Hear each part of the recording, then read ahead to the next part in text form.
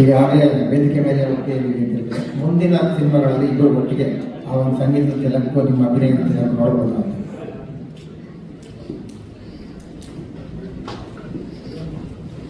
ಗೊತ್ತಿಲ್ಲ ಕಣ, ಈಗ ಅವರು ಡೈರೆಕ್ಟ್ ಆಗಿದ್ದಾರೆ ಕಣ. ಓಕೆ ಅಂತ ಸಿನಿಮಾ ಮಾಡಿದ್ದಾರೆ, ಅದ್ರಲ್ಲಿ ಆ್ಯಕ್ಟಿಂಗ್ ಕೊಡ್ತಾರೆ, ನೋಡೋಣ ಫಸ್ಟ್, ಆಮೇಲೆ ನೋಡೋಣ. ಅದು ನೀನು ಫಸ್ಟೇ ಜಂಪ್ ಮಾಡ್ಬಿಟ್ಟೆ ಎದ್ದು ತಕ್ಷಣ ನಾಳೆ ಏನು ಸರ್ ನಾಳೆ ಏನು ಸರ್ ಅಂತ. ಇವಾಗ ಸೇರಿಸಕ್ಕೆ ಶುರು ಮಾಡಿದ್ರಲ್ಲಪ್ಪ, ಸೇರಲ್ಲ ಮಾಡೋಣ. ನಮ್ಗೇನು ಮಾಡಬಾರ್ದು ಅಂತ ಯಾವತ್ತಿಲ್ವಲ್ಲ, ಮತ್ತೆ ಮಾಡಿದ್ವಲ್ಲ ನಾವು ಒಂದೆರಡು ಸಿನಿಮಾನು ಮಾಡಿದ್ವಲ್ಲಪ್ಪ. ಆ ಥರ ಏನೂ ಇಲ್ಲ. ನಾಳೆನೇ ಬೆಳಗ್ಗೆ ಯಾರು ಕೊಡಿದ್ರು ನಮ್ಮ ಜಿಲ್ಲೆ ಮ್ಯೂಸಿಕ್ ನೀವು ಆ್ಯಕ್ಟ್ ಮಾಡಿದ್ರೆ ಮಾಡ್ತೀವಿ ನಾವು. ಇಲ್ಲ ನೀವೆಲ್ಲ ಬೇಡ ಅಂತಿಲ್ಲ, ನಮ್ಗೆ ಬೇಡ ಅಂತೆಲ್ಲ ಹೇಳಿದ್ದೀರಾ? ನಾನು ಹೇಳಿಲ್ಲ, ನಾನು ಯಾವತ್ತೂ ಹೇಳಿಲ್ಲ. ನಾನು ಮ್ಯೂಸಿಕ್ ಮಾಡಿದ್ರೆ ನಾನೇ ಮಾಡೋದು, ಬೇರೆ ಯಾರು ಮಾಡಬಾರ್ದು ಅಂತ ಹೇಳಿ ದಿವಸಗಳು ಉಂಟು. ಅವಾಗಿತ್ತು ಮಧ್ಯೆ ಬಂದು ಯಾರೇ ಬಂದು ಕೇಳಿದ್ರೆ ಒಂದ್ಸಲ ನಾನು ಮ್ಯೂಸಿಕ್ ಮಾಡ್ತೀನಿ ಸರ್ ಮಾಡ್ರಿ ಅಂತ ಹೇಳ್ತೀನಿ. ನಾನು ಯಾರು ಬೇಡ ಅಂತ ಹೇಳುತ್ತಿಲ್ಲ, ಇವತ್ತವ್ರಿಗೆ ಹೇಳಿಲ್ಲ ಮಾತನ್ನ. ನಾನು ಮಾಡ್ತೀನಿ ಅಂತ ಶುರು ಬಂದಲ್ಲ ನಾನು, ಅದು ಏಕಾಂಗಿ ಮಲ್ಲ ಅವರು ಆಟ ಆಡ್ತಿದ್ದೆ, ನಾನೇ ಮಾಡಬೇಕು ಅಂತ. ಅದಾದ್ಮೇಲೆ ಒಂದು ಸಲ ಆಟ ಆಡ್ತಿದ್ದೆ. ಇದಾದ್ಮೇಲೆ ಹಂಸಲೇಖ ಕೆಲಸ ಮಾಡಿಸಿ ಯಾರು ಕೆಲಸ ಮಾಡಿಸಿ ಅಂತ ಹೇಳಿ ಹಂಸಲೇಖ ಕೆಲಸ ಮಾಡಿದ್ರೆ ಇನ್ನೂ ಖುಷಿ ಇದೆ ನನಗೆ, ಯಾರು ಬೇಡ ಅಂತ. ಯಾಕೆಂದರೆ ಇವತ್ತಿನ ಜನ್ರೇಷನ್ ಹೊಸಬರು ಏನು ಬರ್ತಾ ಇದ್ದಾರೆ, ಸಾಹಿತ್ಯ ಸಂಗೀತ ತೆರೆ ಮೇಲೆ ಎಲ್ಲ ಒಂದು ಕಡೆ ಕನ್ನಡ ಎಲ್ಲ ಒಂದು ಕಡೆ ತುಂಬ ಬೇರೆ ಆಡ್ಕೊಳ್ಳೋ ಮಟ್ಟಿಗೆ ಬರ್ತಾ ಇದ್ದಾರೆ. ನೀವು ಮತ್ತೆ ಅವೆಲ್ಲ ಸ್ಫೂರ್ತಿ ಆಗ್ಬೋದು ಅಂತ ನಿಮ್ಮ ಸಿನಿಮಾಗಳ ಮುಖಾಂತರ ಮತ್ತೆ ಅವರು ಕೊಟ್ಟಿದ್ದಾರೆ ಕಣ. ಇವತ್ತೆಲ್ಲ ಒಂದೆರಡು ಗಳಿಗೆ ಚೆನ್ನಾಗಿಲ್ಲ ಅಷ್ಟೇ, ಮಾಡ್ತಾರೆ, ಎಲ್ಲ ಹೋಗ್ತಾರೆ. ನಾವು ಇರೋದೇ ಸಿನಿಮಾ ಇಂಡಸ್ಟ್ರಿ, ನಾನು ಹುಟ್ಟಿರೋದೇ ಸಿನಿಮಾಗೋಸ್ಕರ. ನೀವೇನಾದ್ರೆ ಹೇಳಿ ಸಿನಿಮಾಗೋಸ್ಕರ ಏನು ಬೇಕಾದ್ರೆ ಮಾಡ್ತೀವಿ. ನನಗೋಸ್ಕರ ಹುಟ್ಟಿದ್ದಕ್ಕೆ ಥ್ಯಾಂಕ್ಸ್ ಅಂತ ಹೇಳಿದ್ದೀರಾ ಸರ್. ಈಗ ಸೊ ನಿಮ್ಮಿಬ್ರು ಕಾಂಬಿನೇಷನ್ ಅಲ್ಲಿ ಬಂದಿರೋ ಸಾಂಗ್ಸ್ನ ನಾವು ಇವತ್ತಿಗೂ ಕೇಳ್ತಾ ಇರ್ತೀವಿ. ಸೊ ನಮ್ಮೆಲ್ಲರ ಆಸೆ ಏನು ಅಂತ ಅಂದ್ರೆ, ಈಗ ಕ್ರೇಜಿ ಬ್ರಹ್ಮಗೆ ಅವ್ರು ಮ್ಯೂಸಿಕ್ ಮಾಡ್ತಾರೆ, ನೀವು ಡ್ಯಾನ್ಸ್ ಮಾಡ್ಬೋದಲ್ವಾ? ಅದೇ ಹೂವು ಅದೇ ಕೋಳಿ ಮರಿಗಳನ್ನ ನಾವೆಲ್ಲ ಮಿಸ್ ಮಾಡ್ಕೊಳ್ತಾ ಇದ್ದೀವಿ ತುಂಬಾ. ಓಕೆನಾ? ಯಾರು ಅದರ ಕಲರ್ಫುಲ್ ಸಿನಿಮಾ ಮಾಡ್ತಿಲ್ಲ. ಸೊ ನನ್ಗನ್ಸಿದ್ದು ಎಲ್ಲ ಗ್ರಾಫಿಕ್ಸ್ ಅಲ್ಲಿ ಮಾಡ್ತಿದ್ದಾರೆ ಬಿಡಿ, ಆದ್ರೆ ನಿಮ್ ತರ ಹೆಣ್ಮಕ್ಳನ್ನ ನೀವು ಲೈಕ್ ಹ್ಯಾಂಡಲ್ ಮಾಡೋ ರೀತಿ ಇದೆಯಲ್ಲ ಸರ್. ನೋ ಸರ್, ನೀವು ಹೆಣ್ಮಕ್ಳನ್ನ ಹ್ಯಾಂಡಲ್ ಮಾಡೋ ರೀತಿ ಇದೆಯಲ್ಲ, ಅದೆಲ್ಲ ಬೇರೆ ಯಾರು ಮಾಡಕ್ ಸಾಧ್ಯ ಇಲ್ಲ ಸರ್. ಸೊ ನಿಮ್ಮಿಬ್ರು ಒಂದು ಕಾಂಬಿನೇಷನ್ ಅಲ್ಲಿ ಈ ಒಂದು ಈವೆಂಟ್ಗೆ ಒಂದು ಸಾಂಗ್ ಬರಲಿ ಅನ್ನೋದು ನಮ್ಮೆಲ್ಲರ ಇಚ್ಛೆ, ನಿಮ್ಮ ಫ್ಯಾನ್ಸ್ ಇಂದ ಹಿಡಿದು ಮಾಡಿ. ಈ ಸಾಂಗ್ ಈ ಕಾರ್ಯಕ್ರಮಕ್ಕೆ ಒಂದು ಹಾಡು ಮಾಡ್ಬೇಕಂತಿದೆ. ಅದೇ ದೊಡ್ಡ ವಿಷಯ. ನೀವು ಹಾಡ್ ಮಾಡ್ಬೇಕು, ಡ್ಯಾನ್ಸ್ ಮಾಡ್ಬೇಕು, ಯಾರು ಹಾಡ್ ಮಾಡ್ಬೇಕು ಸರ್. ನಾವು ಇರೋದೇ ಹಾಡು ಮಾಡಕ್ಕೆ, ನಾವು ಇದ್ ಕಡೆ ಹಾಡು. ಈ ಶೋಗೆ ನಾವು ಒಂದು ಹಾಡು ಮಾಡಿರ್ತೀವಿ. ನಮ್ಮ ಆ ಹಾಡು ಹೆಂಗ್ ಹುಟ್ಟುತ್ತೆ ಅನ್ನೋದೇ ಕುತೂಹಲ, ಅದು ಶೋಲಿರುತ್ತೆ. ಸರ್ ನಿಮ್ಮಿಬ್ರದ್ದು ಈ ಸಾಂಗ್ ಒಂದು ಹಾಡಿಗೆ ಇನ್ಸ್ಪಿರೇಷನ್ ಬೇಕಲ್ಲ, ಇನ್ಸ್ಪಿರೇಷನ್ ಪಕ್ಕ ಇರುತ್ತೆ. ಅವರು ಹೇಗೆ ಇನ್ಸ್ಪೈರ್ ಮಾಡ್ತಾರೆ ಅದನ್ನ ನೋಡಿ ಆ ಇನ್ಸ್ಪಿರೇಷನ್ ತಗೊಂಡು ನಾವು ಹೇಗೆ ಹಾಡು ಮಾಡ್ತೀವಿ ಅನ್ನೋದು ಚೆಕ್ ಮಾಡಿ. ಆವಾಗ ಹೂಯಿಸ್ ಕ್ರೇಜಿ, ಹೂಯಿಸ್ ಬ್ರಹ್ಮ ಎಲ್ಲ ಗೊತ್ತಾಗುತ್ತೆ. ನೀವು ಕರೆದ್ರೆ ಖಂಡಿತ ನಾವು ಬಂದು ನಾವು ಚೆಕ್ ಮಾಡ್ತೀವಿ ಸರ್. ನೀನು ಏನಂದ್ರೆ ಬ್ಯಾಕ್ ಲೈಟ್ ಅಲ್ಲಿ ಇದೆಯಾ, ನಿನ್ ಮುಖ ಕಾಣಿಸ್ತಾ ಇಲ್ಲ ಸರ್. ಇನ್ನೊಂದು, ಈಗ ನೀವು ಮಾಡಿರೋ ಸಾಂಗ್ ಈಗ ವೈರಲ್ ಆಗ್ತಿದೆ, ಏನ್ ಹುಡುಗಿರೋ ಯಾಕೆ ಹಿಂಗ್ ಆಡ್ತಿರೋ ಅಂತ. ನಾನು ಹೇಳಿದೆ ಹುಡುಗಿಯಾಗಿ ಪ್ರಶ್ನೆ, ಯಾಕೆ ಹುಡುಗರ್ಗೊಂದು ಸಾಂಗ್ ಬರ್ತಿಲ್ಲ ನೀವು ಅಂತ ಹೇಳ್ಬಿಟ್ಟು.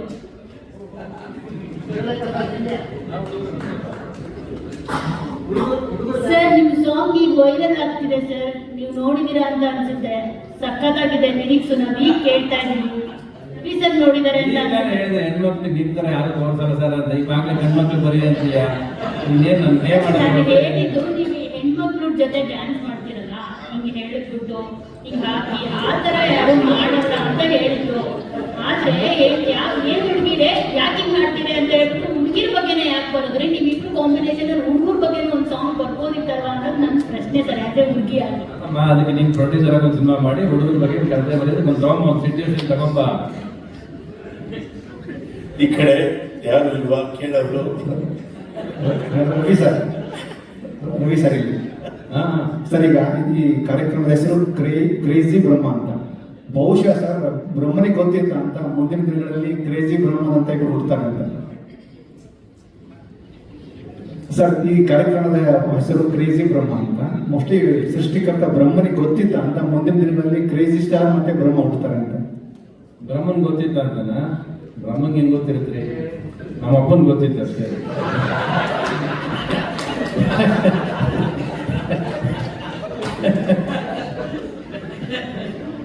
ಸರ್, ಆಕ್ಚುಲಿ ಇಡೀ ವೇದಿಕೆಗೆ ಒಂದು ಹೆಸರು ಮಿಸ್ ಆಗಿದೆ, SP ಬಾಲಸುಬ್ರಹ್ಮಣ್ಯಂ ಅವ್ರದ್ದು. ನಿಮ್ಮ ಇಬ್ಬರ ಕಾಂಬಿನೇಷನ್ ಅಲ್ಲಿ ಹೈಯೆಸ್ಟ್ ಹಾಡುಗಳನ್ನ ಹಾಡಿರೋದು ಅವರೇ ಅಂತ ನಾನು ಅನ್ಕೊತೀನಿ. ಸೊ ಏನ್ ಹೇಳಕ್ ಇಷ್ಟಪಡ್ತೀರಾ ಸರ್ ಅವ್ರನ್ನ ನೆನಪಿಸ್ಕೊಳ್ಳೋದಾದ್ರೆ? See, some people are never forgotten. We cannot even say they are no more. ಪ್ರತಿ ದಿನ ಪ್ರತಿ ಹಾಡು ಕೇಳಿದಾಗಲೂ ನಮ್ಮ ಮುಖದ ಅವ್ರು ಬೆರ್ತೋಗಿದ್ದಾರೆ. ಸೊ ನಾವು ಅವ್ರು ಇಲ್ಲ ಅಂತ ಅನ್ಕೊಳ್ಳೋದೇ ಫಸ್ಟ್ ಆಫ್ ಆಲ್ ತಪ್ಪು. He lives every day with us ಅಷ್ಟೇ. We have to sometimes practicalities we have to agree, but we have to live.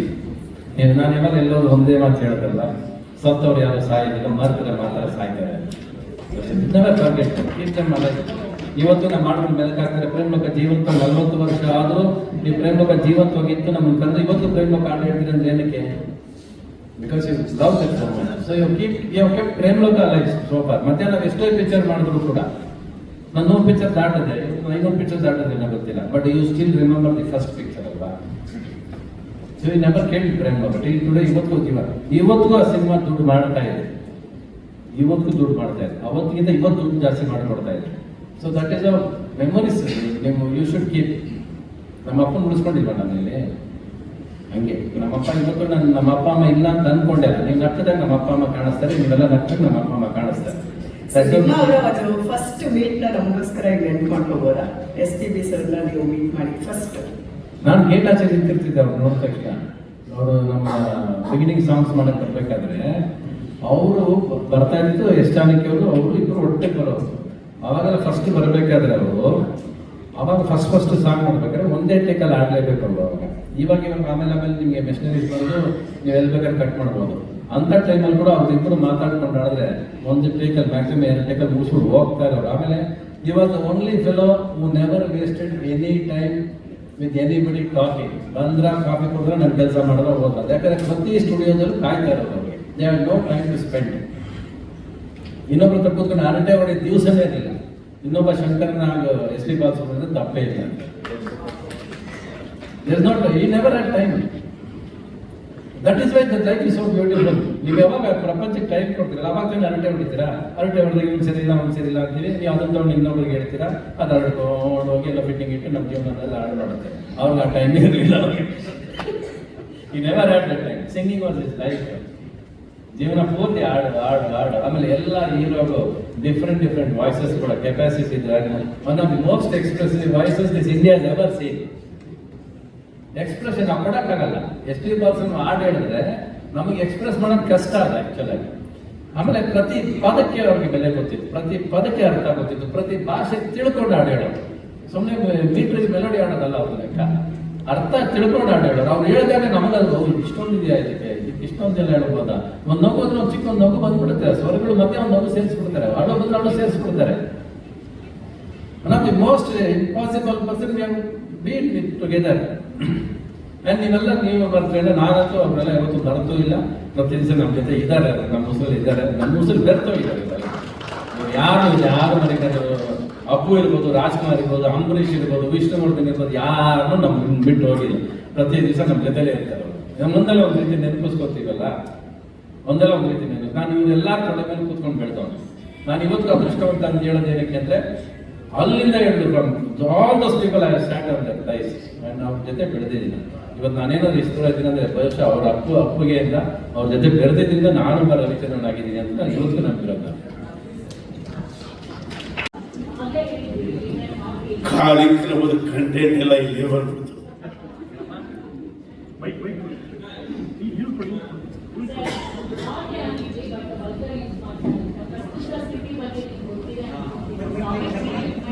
ನಾನು ನೋಡೋದಿಲ್ಲ. ನಾನು ಶೂಟಿಂಗ್ ಬಿಸಿ ಇದ್ದೀನಿ. I am got the crazy ಅದಲ್ಲದೆ ಇನ್ನೊಂದು ಪಿಕ್ಚರ್ ಮಾಡ್ತಾ ಇದ್ದೀನಿ ನಾನು. ಸೊ ನನ್ನ ಲೋಕದಲ್ಲಿ ನಾನು ಇದ್ದೀನಿ, ಆಚೆ ತಲೆ ಕೆಡಿಸ್ಕೊಂಡಿಲ್ಲ. ಅಲ್ಲಲ್ಲಿ ಸೌಂಡ್ ಬರುತ್ತೆ, ಏನೋ ಬರ್ತಾ ಇದೆ ಸರಿ ಇಲ್ಲ ಅಂತ, ಸರಿ ಮಾಡ್ಕೊಡ್ತಾರೆ. ಅದನ್ನೆಲ್ಲ ತಲೆ ಕೆಡಿಸ್ಕೊಂಡು ಹೋಗಿಲ್ಲ, ಆಗೋದಿಲ್ಲ. ನೀವು ಮರಿದ್ರೆ ನಾಳೆ ಬೆಳಿಗ್ಗೆ ಎಲ್ಲ ಸರಿ ಹೋಗ್ತಾ ಇರ್ತದೆ ಅಷ್ಟೇ. The part of life. ತಪ್ಪು ನಡೀಬೇಕು ಮನುಷ್ಯ, ಒಂದ್ಸರಿ ತಪ್ಪು ಮಾಡಬೇಕು, ಎಡಬೇಕು, ಮತ್ತೆ ಎದ್ದೊಳ್ಬೇಕಾದ್ರೆ ಸರಿ ಮಾಡ್ಕೊಡ್ಬೇಕು ಅಷ್ಟೇ. ಅದರಲ್ಲಿ ಏನಿದೆ. ಅವರೇನು ಪ್ರಯತ್ನ ಮಾಡಿದ್ದಾರೆ ಅದ್ರಲ್ಲಿ ಎಲ್ಲಿದ್ದಾರೆ. ಶಬಿ ಯಜಮಾನರು ಮಾತಾಡೋ ಸ್ಪೀಡ್ ನೋಡಿದ್ರ, ಅವ್ರು ಮಾತಾಡ್ತಾ ಇದ್ರೆ ಕೇಳಕ್ಕೆ ಚೆನ್ನಾಗಿದೆ, ನೋಡಕ್ಕೆ ಚೆನ್ನಾಗಿದೆ. ಸರ್ ಈಗ ನೀವು ರಾಜು ಇವತ್ತು ಒಂದು ಮೀಟಿಂಗ್ ಹೋಗ್ಬೇಕು, ಒಂದು 6 ಸಾಂಗ್ ಬರ್ಕೊಡಿ ಅಂತ ನಾನು ಏನೇನೋ ಬರ್ಕೊಡ್ತಿದ್ದೆ. ಒಂದು 2-3 ಕಾರ್ಯಕ್ರಮಕ್ಕೆ ಆ ಥರ ಬರ್ಕೊಟ್ಟೆ. ಆಮೇಲೆ ಅವರೇ ಮಾತಾಡೋಕೆ ಶುರು ಮಾಡಿ, ಆವಾಗ ಶುರು ಮಾಡಿದವರು ಇವತ್ತು ನೋಡಿ ಹೆಂಗ್ ಮಾತಾಡ್ತಿದ್ದಾರೆ ಅಂದ್ರೆ ನಿರರ್ಗಳವಾಗಿ ಕನ್ನಡದ ಪದಗಳನ್ನ ಎಷ್ಟು ಸ್ಪಷ್ಟವಾಗಿ ಅರ್ಥ ಮಾಡಿಕೊಂಡು ಅವರ ದನಿ ಕೇಳಿದ್ರೆ ಇವತ್ತು ಒಂದು ಕ್ರೇಜ್ ಹುಟ್ಟುವಂತ ಮಾತುಗಾರ ಆಗಿದ್ದಾರೆ. ಅವ್ರ ಶೋಗಳಲ್ಲಿ ಅವ್ರು ಮಾತಾಡೋದಕ್ಕೆ ಹೇಳಿದ್ರೆ ಇವತ್ತು ಒಂದು ರೋಮಾಂಚನ ಆಗುತ್ತೆ. ಅವರು ಕನ್ನಡವನ್ನ ಇಷ್ಟು ಸುಲಲಿತವಾಗಿ ದಕ್ಕಿಸ್ಕೊಂಡವರಲ್ಲ, ಅದೇ ನನಗೆ ಬಹಳ ಸಂತೋಷವಾದ ವಿಷಯ ಸರ್. ಇವಾಗ ಇರ್ರೆಸಿಸ್ಟಬಲ್ ಸರ್, ಇರ್ರೆಸಿಸ್ಟಬಲ್. ಇವಾಗ ಯಾರಿಗಾದ್ರೂ ಏನಾದ್ರೂ ಸಹಾಯ ಮಾಡಿದ್ರೆ ನೆಕ್ಸ್ಟ್ ಡೇನೆ ಮರ್ತ್ಬಿಟ್ಟಿರ್ತಾರೆ. ಆದ್ರೆ ನಿಮ್ಮಿಬ್ರು ಕಾಂಬಿನೇಷನ್ ಹೆಂಗೆ ಅಂತ ಅಂದ್ರೆ ನಿಮ್ಮಿಬ್ರು ಮಧ್ಯೆ ಬಿರುಕು ಬಂದಿದ್ರು ಇವತ್ತಿಗೂ ನೀವು ಒಬ್ರಿಗೊಬ್ರು ಕ್ರೆಡಿಟ್ ಕೊಡ್ಕೊಂಡೇ ಬರ್ತಾ ಇದ್ದೀರಾ. ನಿಮ್ ತಂದೆ ಎಲ್ರಿಗೂ ಅನ್ನದಾತರಾಗಿದ್ರು. ಹಂಸಲೇಖ ಸರ್ ಅವ್ರ ಮನೆಯಲ್ಲಿ ನಿಮ್ ಫೋಟೋ ಹಾಕ್ಬಿಟ್ಟು ಅನ್ನದಾತ ಪ್ರಭು ಅಂತಾನೆ ಹಾಕಿದ್ದಾರೆ ಸರ್, ಅನ್ನದಾತ ಅಂತ ಹೇಳ್ಬಿಟ್ಟು. ಸೊ ಅನ್ನ ಕೊಟ್ಟ ಪ್ರಭು ಅಂತ, ಅನ್ನ ಬಿಟ್ಟ ಪ್ರಭು ಅಂತ. ಸೊ ಏನ್ ಹೇಳ್ತೀರಿ ಸರ್ ಇದ್ರ ಬಗ್ಗೆ? ಒಂದು ದೊಡ್ಡದಾಗಿ photo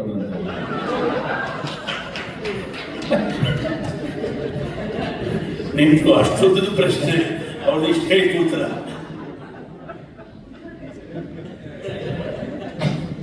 Ravi sir and Hamsalekha sir, ಇದು ಸಂವಾದ ಆದ ಕಾರಣಕ್ಕೆ ಇಲ್ಲಿ ಸರ್, ಇಲ್ಲಿ ಈ ಕಡೆ ನಿಮ್ಮ ಬಲಭಾಗದಲ್ಲಿ ಈ ಕಡೆಯಿಂದ ಪ್ರಶ್ನೆ ಬರ್ತಾ ಇಲ್ಲ ಅಂದ್ರೆ ಅದಕ್ಕೆ ಈ ಕಡೆಯಿಂದ ಪ್ರಶ್ನೆ ಕೇಳ್ತಾ ಇದೆ ಸರ್. ಇದು ಒಂದು ಮಾಧ್ಯಮ ಸಂವಾದ ಆದ ಕಾರಣಕ್ಕೆ ಮತ್ತೆ ಮಾಧ್ಯಮದಲ್ಲಿರೋ ವಿಷಯಕ್ಕೆ ಒಂದು ವಿಷಯವನ್ನು ಪ್ರಸ್ತಾಪ ಮಾಡಕ್ ಬಯಸ್ತೀನಿ. ಇದು ಇವತ್ತು ರಿಲೆವೆಂಟ್ ಕೂಡ ಹೌದು. ತಮಿಳಲ್ಲಿ ವೈರಮುತ್ತು ಅವರಿಗೆ ಜ್ಞಾನಪೀಠ ಪ್ರಶಸ್ತಿ ಸಿಕ್ಕಿದೆ ಸರ್. ವೈರಮುತ್ತು ಸರ್, ವೈರಮುತ್ತು ಚಿಕ್ಕದಾಗ ಕೇಳು, ಚಿಕ್ಕ ಕೇಳಿ, ವೈರಮುತ್ತು ಅವರಿಗೆ ಜ್ಞಾನಪೀಠ ಸಿಕ್ಕಿದೆ. ಗೀತ ಸಾಹಿತಿ ಆಗಿದ್ರು ತಮಿಳಲ್ಲಿ. ಸೊ ಸಿನಿಮಾ ಸಾಹಿತ್ಯ ಬೇರೆ, ಸಾಹಿತ್ಯ ಬೇರೆ. ಸಾಹಿತ್ಯಕ್ಕೆ ಮಾತ್ರ ಜ್ಞಾನಪೀಠ ಕೊಡಬೇಕು ಅನ್ನುವಂತ ಏನ್ ಮಾತಿತ್ತಲ್ಲ, ಈಗ ಸಿನಿಮಾ ಸಾಹಿತ್ಯಕ್ಕೂ ಕೂಡ ಜ್ಞಾನಪೀಠ ಸಿಗ್ತಾ ಇದೆ. ಹಾಗಾಗಿ ಹಂಸಲೇಖ ಅವರಿಗೆ ಒಂದು ದೊಡ್ಡ ಮಟ್ಟದ ಒಂದು ಸಾಹಿತ್ಯ ಪ್ರಶಸ್ತಿ ಸಿಗ್ಬೇಕು ಅಂತ ಒಂದು ಜನ ಅಭಿಪ್ರಾಯ ಕೊಡಬೇಕು ಅಂತ. ಎರಡನೇದು ಸರ್, ಎರಡನೇದು ನನ್ನ ಮಾತು ಕೇಳು. ನನಗೆ ಕವಿ ಅನ್ನೋ ಪಟ್ಟ ತೆಗೆದುಕೊಳ್ಳೋದಕ್ಕೆ ಇದಕ್ಕೆ ಫಸ್ಟ್ ಯಾಕೆ ಹೇಳಿದ್ರೆ, ಒಬ್ಬನ ಕವಿ ಎದ್ದು ಕೂಡಲೇ ಅವನು ಬಡವರಿಂದ ದೂರ ಆಗ್ತಾನೆ, ಶ್ರಮಿಕರಿಂದ ದೂರ ಆಗ್ತಾನೆ, ಕಾರ್ಮಿಕರಿಂದ ದೂರ ಆಗ್ತಾನೆ, ರೈತರಿಂದ ದೂರ ಆಗ್ತಾನೆ. ನನಗೆ ಸಿನಿಮಾ ರೈಟರ್ ಅಂದ್ರೆ ಸಾಕು, ನನಗೆ ಕವಿ ಪಟ್ಟ ಯಾವತ್ತೂ ಬೇಡ. ಇದು ಯಾರ್ಯಾರು ಬಯಸ್ತಾರೋ ಅವರು ಸಿಗ್ಲಿ. ಅವರು ಸಿಕ್ಕಿದ್ರೆ ಅವರು ಅದಕ್ಕೆ ನೈತಿಕವಾದ ಒಂದು ಬದುಕನ್ನ ಗೌರವಿಸುವಂತ ನಡತೆಯಿಂದ ನಡೆಸ್ಕೊಳ್ಬೇಕು. ಯಾರ್ಯಾರು ಕವಿ ಪಟ್ಟಕ್ಕೆ ಪ್ರಶಸ್ತಿ ಬಂದ್ರೆ ಅವರು ಅದಕ್ಕೆ ನಡ್ಕೊಳ್ಬೇಕು ನೈತಿಕವಾಗಿ. ನಾವು ಸಿನಿಮಾ ರೈಟರ್ಸ್, ನಮಗೆ ಕುರಾನ್ ಬರೆಯಿದ್ರು ಬರೀತೀವಿ, ಬೈಬಲ್ ಬರೆಯಿದ್ರು ಬರೀತೀವಿ, ಭಗವದ್ಗೀತೆ ಬರೆಯಿದ್ರು ಬರೀತೀವಿ, ಸೌಂದರ್ಯದ ಮೇಲೆ ಬರೆಯುತ್ತೀವಿ, ಕಾಮನ್ ಮೇಲೆ ಬರೆಯುತ್ತೀವಿ. ನಮಗೆ ಫ್ರೀಡಮ್ ಇದೆ, ಅವ್ರಿಗೆ ಫ್ರೀಡಮ್ ಇದೆ. ಸೊ ನಾನು ಬಡವರ ಪರವಾಗಿರ್ತೀನಿ, ಸಿನಿಮಾ ರೈಟರ್ ಆಗಿರ್ತೀನಿ. ಈ ಪ್ರಶ್ನೆ ಒಂದೇ ಒಂದು ಪೂರ್ವಕ ಒಂದು ಮುಗಿಸ್ಬಿಡ್ತೀನಿ. ಒಂದು ತಕ್ಕಡಿಯ ಎರಡು ಕಡೆ, ಒಂದ್ ಕಡೆ ಕ್ರೇಜಿ ಸ್ಟಾರ್, ಒಂದ್ ಕಡೆ ನಾದಬ್ರಹ್ಮ ಅಂತಿದ್ರೆ ಈಕ್ವಲ್ ಆಗಿ ತೋರುತ್ತೆ. ಮುಂದಿನ ಪ್ರಶ್ನೆ ರವಿ ಸರ್ಗೆ. ರವಿ ಸರ್, ಈಗ ಒಂದು ಪದ್ಮ ಪ್ರಶಸ್ತಿಗೋಸ್ಕರ ನನಗೆ ತುಂಬಾ ದೊಡ್ಡ ಅಭಿಯಾನನೇ ಆಗೋಯ್ತು. ಕನ್ನಡದಲ್ಲಿ ಆ ಶೋಮ್ಯಾನ್ ಇಮೇಜ್ ಇರ್ಬೋದು ಅಥವಾ ಒನ್ ಮ್ಯಾನ್ ಶೋ ಇರ್ಬೋದು, ಇದು ಇಡೀ ದೇಶದಲ್ಲೇ ಬಹುಶಃ ನೀವು ಮಾತ್ರ ಮಾಡೋದಕ್ಕೆ ಸಾಧ್ಯ ಅನ್ಸುತ್ತೆ. ನಟ, ನಿರ್ದೇಶಕ, ನಿರ್ಮಾಪಕ, ಕಲಾ ನಿರ್ದೇಶಕ, ಈಗೇನೋ ನಿಮ್ಮ ಸಿನಿಮಾದಲ್ಲಿ DOP ಒನ್ ಮ್ಯಾನ್ ಶೋ ಬಂದಿತ್ತು. ಹಾಗಾಗಿ ಸಿನಿಮಾಗೋಸ್ಕರ ನಿಮ್ಮ ಇಡೀ ಬದುಕನ್ನ ಒಂದು ಪರಂಪರೆಯಿಂದ ಬಂದವರು, ವೀರಸ್ವಾಮಿ ಪರಂಪರೆಯಿಂದ ಬಂದವರು. ಹಾಗಾಗಿ ಕರ್ನಾಟಕದಲ್ಲಿ ಸಿನಿಮಾಗೋಸ್ಕರ ಇಡೀ ಜೀವನವನ್ನು ಸಮರ್ಪಿಸಿದ ನಿಮಗೆ ಇನ್ನೊಂದು ಪದ್ಮ ಯಾಕೆ ಸಿಗಬಾರ್ದು? ನಮ್ಮ ಮಾಧ್ಯಮ ಮಿತ್ರರಿಗೆ ಹೇಳ್ತೀವಿ ನಾವು, ಒಂದು ಜನಾಭಿಪ್ರಾಯ ರೂಪಿಸಿ ಸಿನಿಮಾಗೋಸ್ಕರ ಜೀವವನ್ನ ಇಟ್ಟಂತ ನಿಮಗೆ ಪದ್ಮ ಪ್ರಶಸ್ತಿ ಸಿಗ್ಬೇಕು. ಹಾಗೆ ಹಂಸಲೇಖ ಅವರಿಗೆ ಒಂದು ದೊಡ್ಡ ಪ್ರಶಸ್ತಿ ಸಿಗ್ಬೇಕು. ಅವಾಗ ಅದು ಬ್ಯಾಲೆನ್ಸ್ ಆಗುತ್ತೆ ಅಂತ ಪ್ರಶ್ನೆ. Thank you. ಟಿಕೆಟ್ ಪ್ರೈಸ್ ಎಷ್ಟು? ಇನ್ನು ಮಾಡಿಲ್ಲ. ಜನಕ್ಕೆ, ಸಾಮಾನ್ಯ ಜನಕ್ಕೆ ಬರೋದಕ್ಕಾಗುವಷ್ಟು ಟಿಕೆಟ್ ರೇಟ್ ಇರುತ್ತೆ. 100% ಎಲ್ಲ ಸಾಮಾನ್ಯ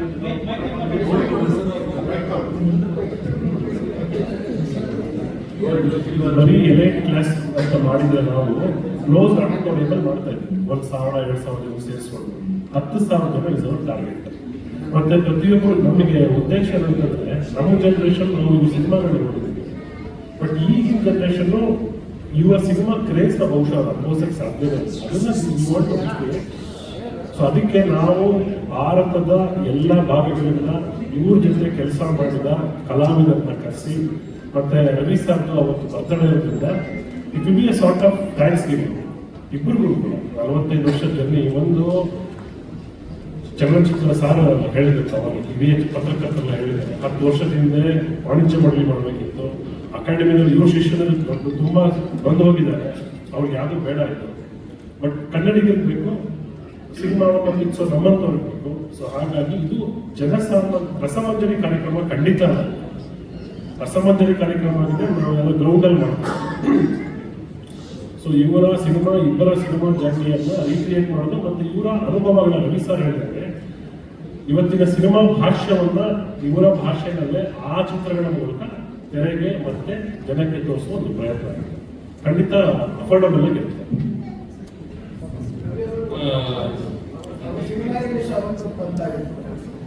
ಅವರ ಹೊಸ ಸಿನಿಮಾ ಬರ್ತ್ಡೇ ರಿಲೀಸ್ ಮಾಡ್ತೀನಿ. ಇಲ್ಲ ಟೈಮಲ್ಲಿ ಬರುತ್ತೆ ಅಂತ ಹೇಳ್ಬೋದು. ನಮ್ದು ಇವಾಗ ಏಪ್ರಿಲ್ ಕ್ಲೈಮ್ಯಾಕ್ಸ್, ಯಾಕಂದ್ರೆ ಎಲ್ಲ ಮಕ್ಕಳೆಲ್ಲ ಸ್ಕೂಲ್ಗೆ ಹೋಗ್ತಿದ್ರು, ಯಾರು ಬಂದಿಲ್ಲ, ಎಲ್ಲ ಏಪ್ರಿಲ್ ಕ್ಲೈಮ್ಯಾಕ್ಸ್ ಶುರು ಆಗುತ್ತೆ. ಕ್ಲೈಮ್ಯಾಕ್ಸ್ ಅಂದ್ರೆ ಏಪ್ರಿಲ್ ಮೇಲೆ ಶೂಟಿಂಗ್ ಮುಗಿಯುತ್ತೆ, ಅಲ್ಲಿಂದ ಮತ್ತೆ ಅದ್ರ ಲೆಕ್ಕಿದ ಕೆಲಸ. ನಮಸ್ಕಾರ ಸರ್. ಕೈಯೋ ಕಾಲ ಏನೋ ಒಂದು ಇದ್ರೆ ಇದು ರವಿಚಂದ್ರನ್ ಸರ್ಗೆ, ನೀವು ಇಷ್ಟೆಲ್ಲ ಮೂವೀಸ್ ಮಾಡಿದ್ದೀರಾ ಥ್ರೂ ಔಟ್ 50-60 ಇಯರ್ಸ್ ಆಯ್ತು ನಿಮ್ಮ ಫಿಲ್ಮ್ ಇಂಡಸ್ಟ್ರಿನಲ್ಲಿ ಎಂಟ್ರಿ ಮಾಡಿ. ಆಸ್ ಅ ಜೆನ್ಸಿ ಅಭಿಮಾನಿ, I always wanted to know why in every interview you would like to talk about Prem Loka. What is the special thing about the movie Prem Loka? Thank you, sir. Prem Loka is my mother and father. I will not talk about it. Ravi sir, namaste. It's good to see you both here. ಸಂಬಂಧಗಳಲ್ಲಿ ಒಡಕುಗಳು ಬರೋದು, ಉಣಸಿಗಳು ಬರೋದು ಸಹಜ. ನಮಗೆ ಈ ಕಾಲಘಟ್ಟದಲ್ಲಿ ಒಡಕುಗಳು ಬಂದಾಗ ನಾನೇ ಹೋಗಿ ಮುಂಚೆ ಮಾತಾಡಬೇಕಾ ಅಥವಾ ಅವರೇ ಬಂದು ನನ್ನನ್ನ ಮಾತಾಡ್ಲಿ ಅನ್ನೋ ಯೋಚನೆಗಳು ಬರೋದು ಸಹಜ. ಈ ಸಂಬಂಧಗಳ ಬಗ್ಗೆ ನಿಮ್ಮ ಅನಾಲಿಸಿಸ್ ಏಕಾಂಗಿಯಾಗಿದ್ದು ಬಿಡ್ರೆ ತೊಂದರೆನೇ ಅನ್ನೋದಿಲ್ಲ, ಯಾರಿರ್ಬೇಕು, ನೀವು ಇದೆಲ್ಲ ಆಗೋದಿಲ್ಲ ಅಂದ್ರೆ ಹೇಳಿ ಏಕಾಂಗಿಗೆ ಸಲ್ಯೂಷನ್ ಹೇಳ್ತಾರದ್ರಿ, ಸಲ್ಯೂಷನ್ ಹೇಳ್ತಾರದು. ಒಂದು ಸರಿ ಬಿರುಕು ಬಂದ ಮೇಲೆ ತಿರ್ಗಿ ಏನ್ ಕುತ್ಕೊಂಡು ಅಂಟಿಸ್ತೀರ ಅವ್ರನ್ನ ಬಿಡಿ. ಜನ ಸಿಗ್ತಾರೆ, ಜಾಸ್ತಿ ಜನ ಹೋಗ್ರಿ, ಕಡಿಮೆನಾ ಸೋಷಿಯಲ್ ಮೀಡಿಯಾದಲ್ಲಿ ಸಿಗೋದಕ್ಕೆ? ಗೊತ್ತಿದ್ರೆ ಮಕ್ಕ ಪರಿಚಯದನ್ನೆಲ್ಲ ಫ್ರೆಂಡ್ ಮಾಡ್ಕೊಂಡು ಲೈಕ್ಸ್ಗೆ ಕಮೆಂಟ್ಸ್ ಓದಾಡೋದು ನೀವು ಉಳಿದೆ. ಇವತ್ತು ಕಮೆಂಟ್ಸ್ ಬಗ್ಗೆ ಅದನ್ನ ನೋಡ್ತಾರೆ, ನನ್ನ ಲೈಕ್ 1,000 ಮಿಲಿಯನ್ ಲೈಕ್ಸ್. ಆ ಮಿಲಿಯನ್ ಲೈಕ್ಸ್ 5 ಜನ ಗೊತ್ತಿಲ್ಲ ಅವ್ರಿಗೆ, ಯಾರು 5 ಜನ ಗೊತ್ತಿಲ್ಲ. ಅದ್ಯಾವ್ದು ಅದಕ್ಕೆ ಆಸೆ ಪಡೋದು ನೀವು ಅಲ್ಲಿ ಸ್ನೇಹ ಎಲ್ಲಿದೆ ಇವರು? ಸರ್ ಇಲ್ಲಿ ಸ್ಟಾರ್ಟ್ ಎವ್ರಿಬಡಿ ಸ್ನೇಹ ಸಂಬಂಧಗಳೆಲ್ಲ ಏನಕ್ಕೆ ದೂರ ಆಗಿದೆ ಅಂದ್ರೆ ಎಲ್ಲ ವಿಮರ್ಶಕರಾಗೋದ್ರಿ, ನೀವು ಪ್ರೇಕ್ಷಕರಾಗಿರಿ. ವಿಮರ್ಶಕರು ಇಲ್ಲ ನೋಡಿ, ಇವರಿಂದ ಸಿನಿಮಾ ನೋಡಿ ಚೆನ್ನಾಗಿಲ್ಲ ಅವ್ರು ಅಷ್ಟು ವರ್ಷ ಅನುಭವಿಸ್ಕೊಂಡು ಬಂದಿದ್ದಾರೆ. ಎಲ್ಲರೂ ಕೂತ್ಕೊಂಡು ಸಿನಿಮಾನ ವಿಮರ್ಶೆ ಮಾಡ್ಕೊಂಡು ಕೂತ್ಕೊಂಡ್ರೆ ಏನ್ ಚೆನ್ನಾಗಿರುತ್ತೆ? You still have to grow. ಮೊನ್ನೆ ಸಿನಿಮಾ ಇಂಡಸ್ಟ್ರಿ ಬಂದಿದ್ದೀರಾ, ಒಂದನ್ನೇ ಫಸ್ಟ್ ರೀಲಲ್ಲಿ ಬರ್ದ್ಬಿಡ್ತೀರಾ ಚೆನ್ನಾಗಿದೆ. That is not important. ಚೆನ್ನಾಗಿಲ್ಲ ಅಂದ್ರೆ ಥಿಯೇಟರ್ ಜನ ಬರೋದಿಲ್ಲ ಅಂತ ನಮಗೆ ಕಲೆಕ್ಷನ್ ಹೇಳ್ಬಿಡುತ್ತೆ ನಮಗೆ. ಬಟ್ ಅದನ್ನ ಮಾತಿನ ಮೂಲಕ ಹೇಳಿ, ಕಮೆಂಟ್ ಮೂಲಕ ಹೇಳಿ ಬರೋನು ನಿಲ್ಸೋದ್ರಿಂದ ನಿಮಗೆ ಏನ್ ಲಾಭ? ನಿಮ್ಗೆ ಅರಟು ಮಾಡೋದ್ರಿಂದ ಏನ್ ಲಾಭ? ನಿಮ್ಗೆ ಯಾರೇ ಆಗಲಿ ಅವನು ಎಷ್ಟೇ ಲಕ್ಷ ಕೋಟಿ ಗಟ್ಟಲೆ ಸಿನಿಮಾ ಮಾಡ್ತಾನೆ, ನಿಮ್ಗೆ ಇಡಿಸ್ಕಿಲ್ಲ. ಥಿಯೇಟರ್ಗೆ ಹೆಂಗಿದ್ರು ಬರಲ್ವಲ್ಲ, ನೀವು ಬಿಟ್ಬಿಡ್ರಿ. ಅವನನ್ನು ನೋಯಿಸೋದ್ರಲ್ಲಿ ಇನ್ನೇನು ಲಾಭ ಬರುತ್ತೆ ನನಗೆ ಅರ್ಥ ಆಗಿಲ್ಲ ನನಗೆ. Why are you hurting people more? ನಾನು ಯಾವತ್ತ ಹೇಳಿದ್ದೀನಿ, ನಾನು ಈ ಸಿನಿಮಾ ಸೋತಾಗ ಮನುಷ್ಯನಿಗೆ ಸಿನಿಮಾ ಸೋತು ಅಂತ ಬೇಜಾರಿಲ್ಲ, ಅವನ ಜೊತೆ ನಡ್ಕೋತಾರಲ್ಲ ಜೊತೆಲಿದ್ದವರು, ಅದು ಅವನು ನಿಜವಾದ ಸೋಲು, ಅದು ತೊಂದರೆ ಕೊಡುತ್ತೆ ಲೈಫಲ್ಲಿ. ಅದು ಆಗ್ಬಾರ್ದು ಅಂತ ಹೇಳೋದು. That is the time when somebody expects. ಯಾವಾಗ ಎಕ್ಸ್ಪೆಕ್ಟ್ ಮಾಡ್ತಾನೆ, ಅರೆ ಆಯ್ತಾ ಇಷ್ಟು ಪಾಪ ಏನೋ ಏಟು ಬಿದ್ದಿದೆ, ನಾವೆಲ್ಲ ಜೊತೆಲಿ ಇರೋಣ, ಸಪೋರ್ಟ್ ಮಾಡೋಣ, ನಾವು ಇದೀವಿ ಸರ್ ಜೊತೆಗೆ ಅಂತ ಹೇಳ್ಬಿಟ್ರೆ ಅವ್ನು ಮತ್ತೆ ಇನ್ನೊಂದು ಸಿನಿಮಾ ಎತ್ಕೊಂಡು ಮಾಡ್ತಾನೆ. ಅದು ಆ ದಿವಸ ಬೇಕು. ಜನ ಸಿನಿಮಾ ಥಿಯೇಟರ್ ಆಚೆ ಬರ್ತಿದ್ದಂಗೆ ಅವ್ನು ಸುಮ್ಮನೆ ಹೋಗ್ತಾರೆ, ನಿಮಗೆ ಹಂಸಲ ಕಾರ್ಡ್ ಇಷ್ಟ ಆಯ್ತಾ ಅಂತ. ನಾವು ಸುಮ್ಮನೆ ಇರ್ತಾನೆ, ಅವ್ನು ಬಿಡೋದಿಲ್ಲ. ಇಟ್ಕೊಂಡು ಕೇಳ್ತಾರೆ, ಹೇಳಕ್ಕೆ ಇಷ್ಟ ಇದ್ದವರು ಅವ್ನು ಬಿಡ್ತಿಲ್ಲ.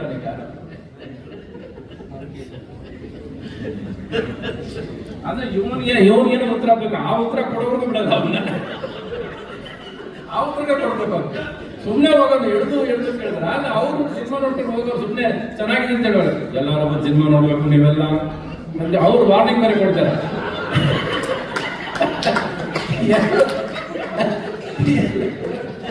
ನಾವು ಸಿನಿಮಾ ಮಾಡಿ ಮನೇಲಿ ಕೂತಿರ್ತಿದ್ವಿ, ಯಾವ್ದಾರ ಥಿಯೇಟರ್ ಹೌಸ್ಫುಲ್ ಆಗಿರೋದ್ರೆ ಕಾರ್ ತಗೊಂಡು ಓಡ್ತಿದ್ದೆ ನಾನು, ಏನೇ ಇವತ್ತು ಹೌಸ್ಫುಲ್ ಆಗಿಲ್ಲ ಏನಾಯ್ತು ಅಂತ. ಪಕ್ಕದ ಥಿಯೇಟರ್ ಯಾವ್ದೋ ಪಿಕ್ಚರ್ ಬಂದಿತ್ತು, ಅದರಿಂದ ನಮ್ಮ ಕಲೆಕ್ಷನ್ ಬಿದ್ದ, ಇಲ್ಲ ಪಕ್ಕದ ಥಿಯೇಟರ್ ಯಾವ್ದೋ ಮದುವೆ ನಡೀತಿದೆ, ಇವತ್ತು ಯಾಕೆ ಹೌಸ್ಫುಲ್ ಆಗಲಿಲ್ಲ, ಹಂಗೆ ಸಿನಿಮಾ ನೋಡ್ತಿದ್ವಿ. ಇವತ್ತು ಅದೆಲ್ಲ ಇನ್ಸ್ಟಾಗ್ರಾಮ್ ಓಪನ್ ಮಾಡಿ ಯಾವನ್ ಬೈದ ನಮಗೆ, ಯಾವನ್ ಏನಂದ ನಮಗೆ, ಬುಕ್ ಮೈ ಶೋ ನೋಡೋದು, ಥಿಯೇಟರ್ ನೋಡ್ದೇನೆ ಅಂತ ಹೌಸ್ಫುಲ್ ಆಗಿರ್ತಾನೆ, ಗೊತ್ತಾಗೋದಿಲ್ಲ ನಮಗೆ. ಫಸ್ಟ್ ಇಲ್ಲಿ ಎಲ್ಲರೂ ನೋಡೋದು ಏನಂದ್ರೆ ಖಾಲಿ ಹೊಡಿತಾ ಅವ್ರಿಗೇನೋ ಒಂದು ಸಂತೋಷ, ಖಾಲಿ ಹೊಡಿತಾ ಇತ್ತು ಥಿಯೇಟರ್. ಸರ್ ಈಗ ಇಲ್ಲಿ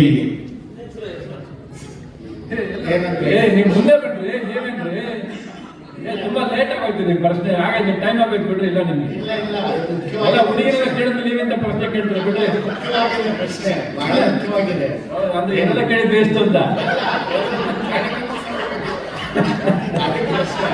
ಈಗ ಏನಂದ್ರೆ ಕ್ರೇಜಿ ಬ್ರಹ್ಮ ಈಗ ಏನಂದ್ರೆ ಹೊಸ ಟ್ರೆಂಡ್ ಅನ್ನ ಸೃಷ್ಟಿ ಮಾಡಬೇಕು. ಹೇಗೆ ಅಂದ್ರೆ ತಮಿಳಿನಲ್ಲಿ ಇಳೆಯರಾಜ ಅವರು ಕಚೇರಿಗಳನ್ನು ಮಾಡ್ತಾರೆ, ಕನ್ಸರ್ಟ್, ಅದು ಇಷ್ಟು ಫೇಮಸ್ ಆಗಿರುತ್ತೆ. ಮತ್ತು ಅಲ್ಲಿ ಜನ ಸೇರೋದು ಮತ್ತೊಂದು, ಈಗ ಯೂಟ್ಯೂಬ್ಗಳಲ್ಲಿ ಅದ್ರದ್ದು ವೈಭವಗಳೇ ಬೇರೆ. ಅಲ್ಲಿ ಎಲ್ಲ ನಟರು ಕೂಡ ಸಹಕರಿಸ್ತಾರೆ, ಎಲ್ಲ ಹೀರೋಗಳು ಕೂಡ ಬರ್ತಾ ಇರ್ತಾರೆ. ಆ ಥರದ್ದು ಒಂದು ಪರಂಪರೆ ತಮಿಳುನಾಡಲ್ಲಿದೆ. ಈ ನಮ್ಮಲ್ಲಿ ಬರೀ ದಸರಾ ಉತ್ಸವ ಮತ್ತಿತರ ಕಾರ್ಯಕ್ರಮಗಳಿಗೆ ಹಂಸಲೇಖ ಸರ್ ಮಾಡ್ತಾರೆ, ಎಲ್ಲೋ ಕೆಲವು ಅಷ್ಟೇ. ಅವರು ಆ ಮಟ್ಟದಲ್ಲಿ ಮಾಡಲಿಲ್ಲ, ಹಂಸಲೇಖ ಸರ್ ಮಾಡಲಿಲ್ಲ. ಅಂದ್ರೆ ಇಳೆಯರಾಜ ಅವ್ರು ಏನ್ ಮಾಡ್ಕೊಂಡು ಬಂದ್ರು ಆ ಪರಂಪರೆ ಏನಿದೆ ಕನ್ನಡದಲ್ಲಿ ಆಗಿಲ್ಲ. ಈ ಕ್ರೇಜಿ ಬ್ರಹ್ಮ ಮೂಲಕ ಅದೊಂದು ಪರಂಪರೆ ಶುರುವಾಗುತ್ತಾ ಅಂತ ನಾನು ಹಂಸಲೇಖ ಸರ್ ಕೇಳ್ತಾ ಇದ್ದೀನಿ.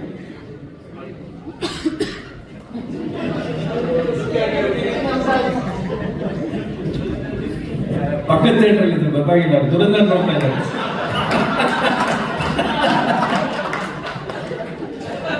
ನಾನು ಸ್ವಲ್ಪ ಬಾಣಂತಿಯಾಗಿದ್ದಪ್ಪ, ಕಿವಿ ಮಂದವಾಗಿದೆ. ಇನ್ನು ಅಷ್ಟುದ್ದ ಪ್ರಶ್ನೆ ಕೇಳಿದ್ರೆ ಕಷ್ಟ, ಚಿಕ್ಕದಾಗಿ ಕೇಳಲ್ಲ. ನಾನು ಅದಕ್ಕೆ ಹೇಳಕ್ಕಾಗಿಲ್ಲ ಪ್ರಶ್ನೆ.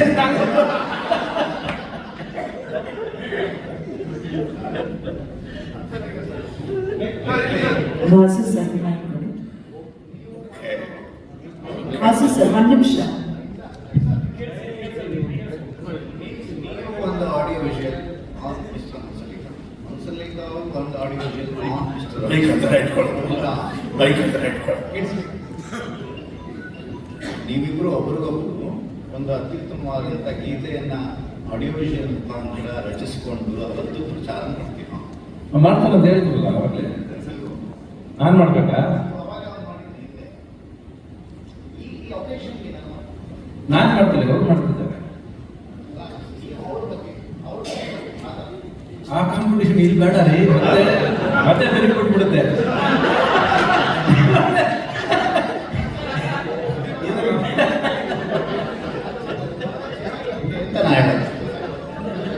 Very nice. ಹೇಳಪ್ಪ.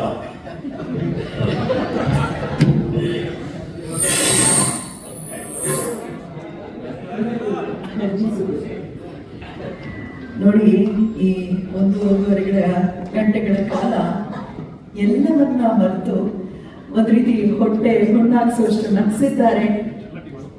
ಹೌದು, ಪಿಕ್ಚರ್ ಅಭಿ ಬಾಕಿ ಹೇ ಬಾಸ್ ಇದು ಪುಟ್ಟ ಝಲಕ್ ಮಾತ್ರ. ಭಾವನೆಗಳ ಅನಾವರಣ ಬಹುಶಃ ಅವತ್ತಿನ ನಮ್ಮ ಕ್ರೇಜಿ ಬ್ರಹ್ಮ ಕಾರ್ಯಕ್ರಮದಲ್ಲಿ ಅಳುನು ಬರಬಹುದು, ಕಣ್ತುಂಬಿ ಬರುತ್ತೆ, ನಕ್ಕು ನಕ್ಕು ಕೂಡ ಕಣ್ತುಂಬಿ ಬರಬಹುದು. ಅಂತಹ ಅಪರೂಪದ ಕಾರ್ಯಕ್ರಮ ಇದಾಗಲಿದೆ.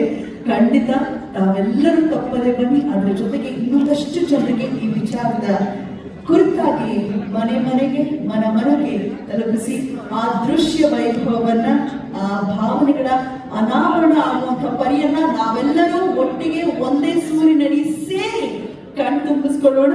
ನಿಮ್ಮಿಬ್ಬರ ಜೀವನ ಯಾನವನ್ನ ನಾವು ವೈಭವದಿಂದ ಸಂಭ್ರಮಿಸೋಣ. ಇಲ್ಲಿಗೆ ಈ ಅದ್ಭುತವಾದ ಕಾರ್ಯಕ್ರಮಕ್ಕೆ ಚುಕ್ಕಿ ಇಡುವ ಸಮಯ ಬರ್ತಿದೆ. ಕ್ರೇಜಿ ಬ್ರಹ್ಮ ಕಾರ್ಯಕ್ರಮದಲ್ಲಿ ಮತ್ತೆ ಭೇಟಿ ಆಗೋಣ. ನಮಸ್ಕಾರ.